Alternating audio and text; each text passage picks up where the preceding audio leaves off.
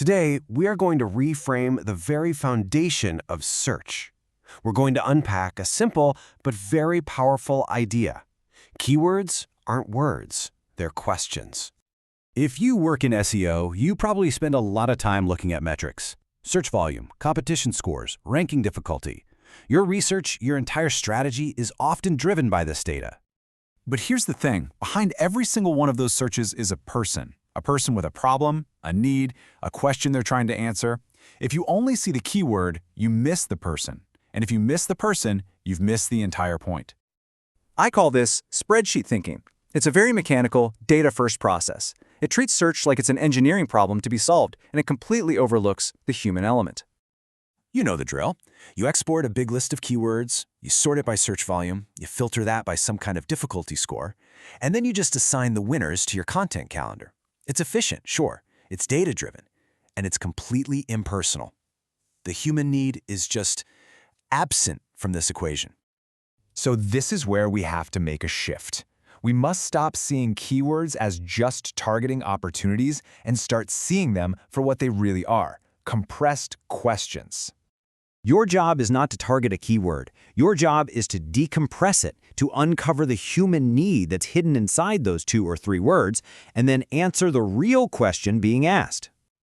Let's decompress a few. Take a common search like, best running shoes. That's not a simple query. That is a person asking, help me choose so I don't get injured. Please, guide me so I don't make a bad, expensive choice. Or how about this one? How to lose weight. This isn't just a keyword. This is somebody asking, give me a plan that's realistic, something that brings me a little hope. I've probably tried and failed before. I'm looking for something that might actually work this time. And it's not just for consumer products.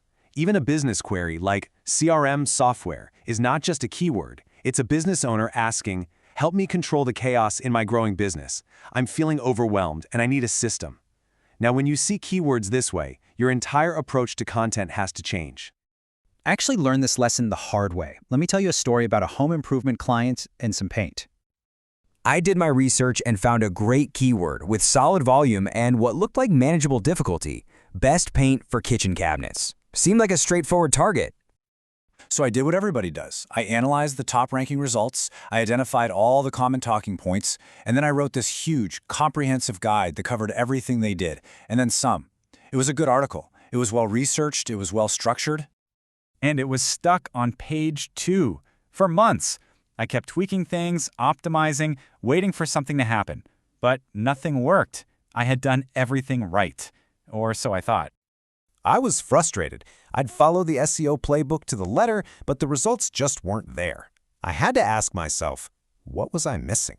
The answer, it turns out, wasn't in my SEO tools. It was in the comments section of the articles that were outranking me. Over and over, I saw questions like this one. People weren't just asking about paint. They were asking about the process. And that's when it clicked. I realized the keyword was just a placeholder for a much deeper, more anxious question. How do I repaint my kitchen cabinets without completely screwing it up? They didn't just want a product recommendation. They wanted a foolproof process. So I rewrote the entire article. I changed the whole angle from ranking different paint brands to outlining a step-by-step process. I focused on all the common mistakes to avoid. 2 months later, we didn't just rank, we owned the featured snippet. The keyword never changed. My understanding of the question behind it did.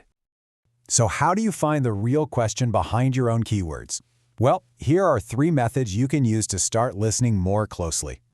First, read with empathy. Actually read the search results page like a real user. What questions are still left unanswered? What's missing? Second, mind comments and forums. Go to places like Reddit, Quora, anywhere people are asking real questions in their own unfiltered language. And third, always ask why. What happened in this person's life that triggered this search in the first place? What is the ultimate goal they're trying to achieve? This approach isn't just another tactic. It needs to be your new mandate. It should be a fundamental part of how you approach content from this point forward. So I'll leave you with this task. Take your most important keyword. Forget about the metrics for a minute. Just look at the words themselves and ask, what problem is this person really trying to solve? Because keywords are not words. They're compressed human needs. Decompress them and you'll know exactly what to write.